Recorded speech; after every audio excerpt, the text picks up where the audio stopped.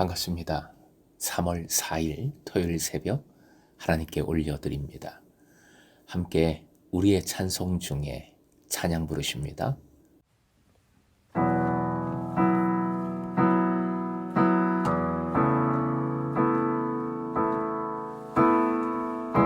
우리의 찬송 중에 임하신 주님, 주 얼굴 바라며 경배드리네. 마른 땅 같은 영혼 주 사모할 때 주님의 크신 능력 난 볼 수가 있네. 기적이 일어나네. 내 안에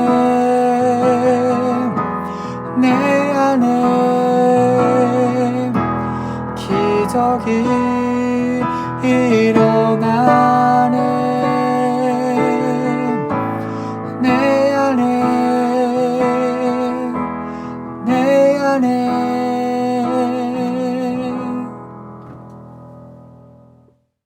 오늘 말씀은 마태복음 26장 64절에서 68절, 64절부터 68절의 말씀입니다. 함께 읽겠습니다. 예수께서 이르시되 내가 말하였느니라. 그러나 내가 너희에게 이르노니 이후에 인자가 권능의 우편에 앉아 있는 것과 하늘 구름을 타고 오는 것을 너희가 보리라 하시니, 이에 대제사장이 자기 옷을 찢으며 이르되 그가 신성 모독하는 말을 하였으니 어찌 더 증인을 요구하리요. 보라, 너희가 지금 이 신성 모독하는 말을 들었도다. 너희 생각은 어떠하냐? 대답하여 이르되 그는 사형에 해당하니라 하고, 이에 예수의 얼굴에 침 뱉으며 주먹으로 치고 어떤 사람은 손바닥으로 때리며 이르되 그리스도야, 우리에게 선지자 노릇을 하라. 너를 친 자가 누구냐 하더라. 오늘의 기도 제목, 주님과 동행하며 주님 오실 것을 준비하는 삶으로 권능을 덧입게 하소서. 주님과 동행하며 주님 오실 것을 준비하는 삶으로 권능을 덧입게 하소서. 예수께서는 대제사장의 직접적인 질문에 대답을 주십니다. 이 대답은 매우 중요한 의미를 담고 있습니다. 어느 곳에서도 예수께서는 오늘 본문만큼 스스로 명확하게 드러내신 적이 없습니다. 마태는 예수님의 반응에 관한 말씀에서 생생함을 주기 위해서 내가 말하였느니라, 이 부분에서 현재 시제를 사용하고 있습니다. 메시아요, 하나님의 아들이 되신다는 예수님의 확증 그 자체로는 대제사장이 예수님을 신성 모독으로 간주하기에 충분한 근거가 되지는 못합니다. 덧붙이는 말씀이 중요한데, 예수께서는 다니엘서 7장 13절, 시편 110편 2절과 연결된 대답을 덧붙이십니다.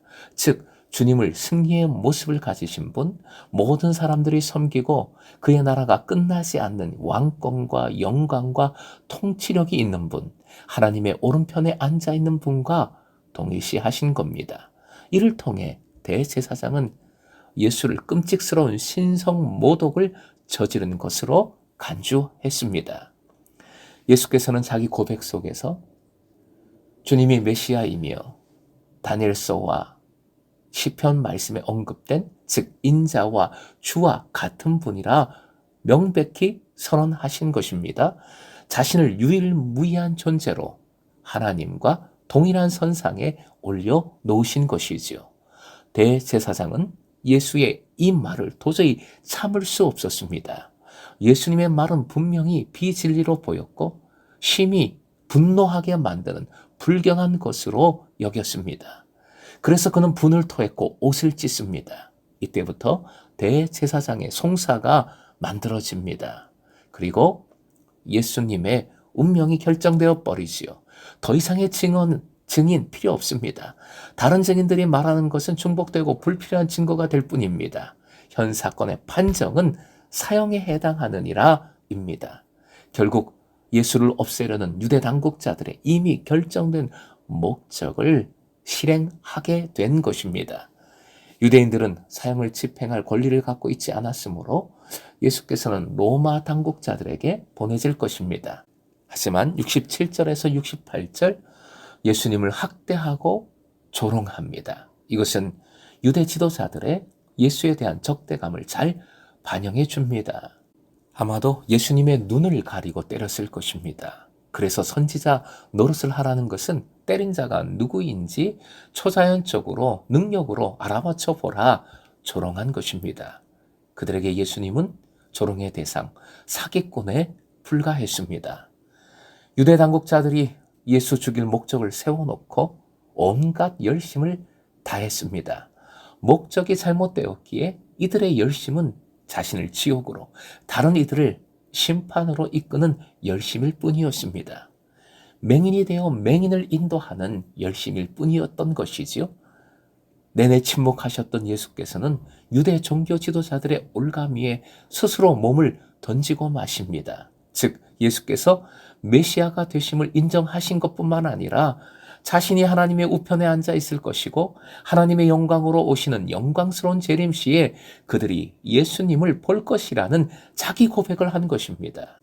유대 종교 지도자들은 기다렸다는 듯이 보란 듯이 이 말씀을 듣고 사형을 언도했으며 조롱과 수치와 학대를 가했습니다. 사랑하는 금성의 제자 여러분, 이 유대 당국자들, 종교 지도자들, 유대인들만 원망할 것이 없지요. 사실 우리도 유대 당국자들과 다르지 않습니다. 우리의 죄악이 예수께 사형 언도를 내린 것이니까요. 또 예수 믿는다고 하면서도 우리는 인생길에서 종종 잘못된 목적으로, 잘못된 열심으로 예수님 얼굴에 다시 침을 뱉습니다. 유대 당국자들이 옳았구나 했던 64절은 그들이 원하던 것을 던져주는 정도의 말씀이 아니지요. 그 부분 다시 읽어봅니다. 시작. 내가 너희에게 이르노니 이후에 인자가 권능의 우편에 앉아있는 것과 하늘 구름을 타고 오는 것을 너희가 보리라. 이는 실제입니다. 진리입니다. 이루실 일입니다. 이루시고 계신 일입니다. 인자가 권능의 우편에 앉아있는 것은 주님의 통치를 의미합니다. 하늘 구름을 타고 오는 것은 종말 때의 심판을 뜻합니다.